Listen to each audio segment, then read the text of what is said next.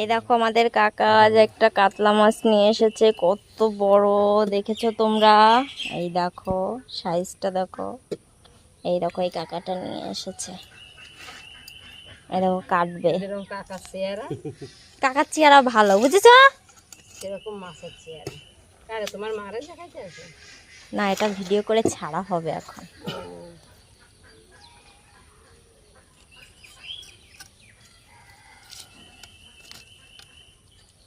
বাজি কাট লাগলে কি কি কাটতে জানি হ্যাঁ।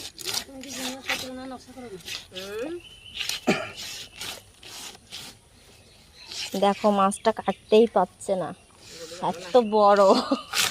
বটিতে ধার নেই, ধার কম, একটুও ধার নেই। ডিম হয়েছে মাছটাই।